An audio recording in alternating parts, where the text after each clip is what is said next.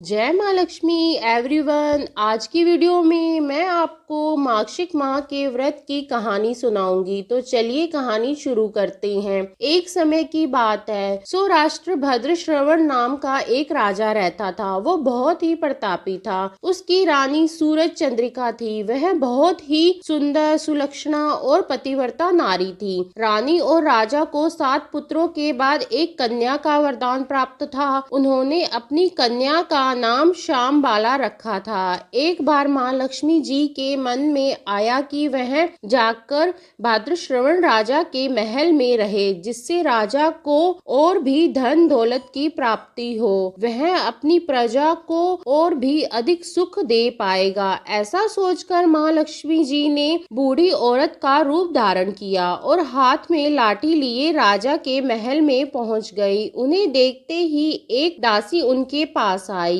और उनका नाम, धाम, काम, धर्म सब पूछने लगी। वृद्ध ब्राह्मणी का रूप धारण करके माँ लक्ष्मी जी बोली, बेटी मेरा नाम कमला है, मेरे पति का नाम भुवनेश्वर, हम द्वारिका में रहते हैं। तुम्हारी रानी पिछले जन्म में एक वैश्य की पत्नी थी, जो कि बहुत गरीब थी। गरीबी के कारण हर रोज उनके घर में झगड़े और क्लेश होते थे। इससे तंग आकर एक दिन वह घर छोड़कर चली गई और जंगल में खाली पेट भटकने लगी। उसकी इस दुर्दशा पर मुझे दया आई। तब मैंने उसे सुख संपत्ति देने वाली माँ लक्ष्मी व्रत की कथा सुनाई। मेरे कहने पर उसने श्री माँ लक्ष्मी का व्रत किया, जिससे माँ लक्ष्मी प्रसन्न हुई और उसकी गरीबी दूर हो गई। उसका घर संसार धन धान्य से भर गया।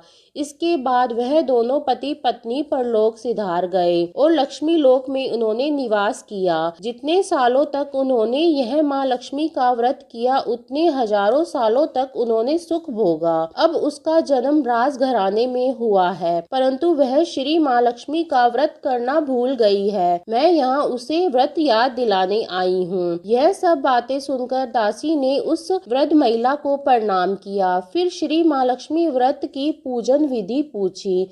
तब उस वृद्धा के रूप में आई माँ लक्ष्मी ने दासी को महालक्ष्मी व्रत की पूजा की संपूर्ण विधि बता दी। फिर दासी ने उसे वृद्ध ब्राह्मणी को प्रणाम किया और महल के अंदर रानी को बताने चली गई। उधर रानी को अपनी ऐश्वर्य पर बहुत घमंड था। दासी द्वारा बताई गई वृद्ध महिला की बातें सुन रानी आग बबूला हो गई और द्वार पर खड़ी माँ लक्ष्मी पर बरस पड़ी। वो नहीं जानती थी कि साक्षात माँ लक्ष्मी बूढ़ी महिला का रूप धारण कर उसके द्वार पर आई है। रानी का बुरा व्यवहार और अपना अनादर देखकर माता लक्ष्मी ने वहाँ रुकना ठीक नहीं समझा। वो वहाँ से तुरंत ही चल पड़ी। रास्ते में उन्हें रानी की पुत्री राजकुमारी श्यामबाला मिली। उस वृद्ध महिला ने राजकुमारी श्यामबाला को उसकी माँ के बुरे व्यवहार की सारी बातें बता दी। यह सुनकर श्यामबाला ने माँ लक्ष्मी जी से अपनी माँ के व्यवहार की क्षमा मांगी और माता लक्ष्मी को राजकुमारी पर दया आ गई और उन्होंने श्यामबाला को माँ लक्ष्मी व्रत के बारे में बताया। श्यामबाला ने श्रद्धा और विश्वास से श्री माँ लक्ष्मी व्रत किया। फलस्वरूप राजा सिद्धेश्वर के पुत्र राजकुमार मालधर से उसका विवाह हो गया। वो अपने पति के साथ ससुराल में आनंद से दिन बिताने लगी। दूसरी ओर माँ लक्ष्मी जी का रानी पर प्रकोप हुआ, जिसके कारण राजा भद्रश्रवण का संपूर्ण राज्य नष्ट हो गया। खाने तक के लाले पड़ गए। ऐसी हालत में इधर उधर भटकते हुए राजा और रानी जंगल में रहने लगे। एक दिन रानी राजा से बोली, स्वामी,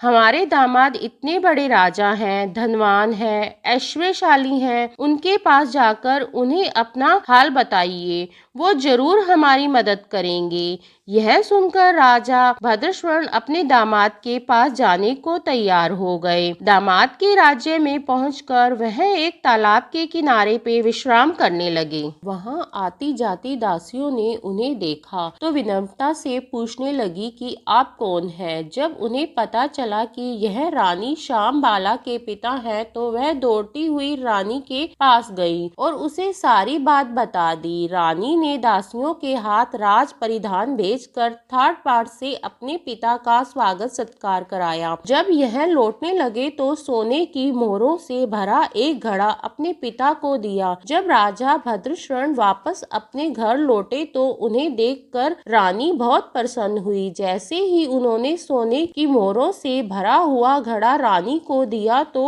उस घड़े से भरा धन कोयलों में बदल गया। यह सब माता लक्ष्मी के प्रकोप से हुआ था। इस प्रकार दुर्दशा से उनके कई दिन बीत गए। अब रानी स्वयं अपनी कन्या के पास गई। यह दिन आगवन मास का अंतिम गुरुवार था। वहाँ श्यामबाला ने श्री माँ लक्ष्मी जी का व्रत किया, पूजा करी और अपनी माता से भी व्रत करने को कहा। श्री माँ लक्ष्मी जी का व्रत करने के बाद रानी वापस अपने घर आ गई। यह व्रत करने पर उसे एक बार फिर अपना राजपाट, धन, ऐश्वर्य प्राप्त हो गया। वह फिर से सुखमय जीवन बिताने लगी। कुछ दिनों बाद श्यामबाला अपने पिता के घर आई। उसे देखकर रानी को पिछली सारी बातें याद आ गईं। जब उनकी दुर्दशा आई थी तो कैसे उनकी पुत्री ने अपने पिता को घड़ा भरकर कोयले दिए थे और कोई भी मदद नहीं करी थी। तब रानी ने अपनी पुत्री का कोई आदर सत्कार नहीं किया और बार बार उसका तिरस्कार करने लगी। जब राजकुमारी श्यामबाला वापस जाने लगी तो रानी ने उसे कुछ भी नहीं दिया। तब अपने घर वापस लौटते वक्त श्यामबाला ने अपने पिता के घर से थोड़ा सा नमक ले लिया। जब वह वापस अपने ससुराल पहुंची तो तब उसके पति ने पूछा कि मायके से क्या लाई हो। इस पर उसने जवाब दिया कि वहां से सार लाई हूँ। तब पति ने पूछा इसका क्या मतलब हुआ। श्यामबाला बोली धीरज रखिए, सब पता चल जाएगा। उस दिन श्यामबाला ने कई तरह के पकवान बनाए और उनमें नमक नहीं डाला और बिना नमक का भोजन अपने पति को परोस दिया। जब राजा को भोजन में कोई स्वाद नहीं आया तो वह बोला आज ये खाना कैसा बेस्वाद बना है। तब श्यामबाला ने राजा की थाली में अपने पिता के यहाँ से लाया हुआ नमक डाल दिया जिससे भोजन में स्वाद आने लगा। तब श्यामबाला अपने पति से बोली यही है मेरे मायके से आया हुआ सार। पति को उसकी बात सही लगी। वह दोनों भोजन करने लगे।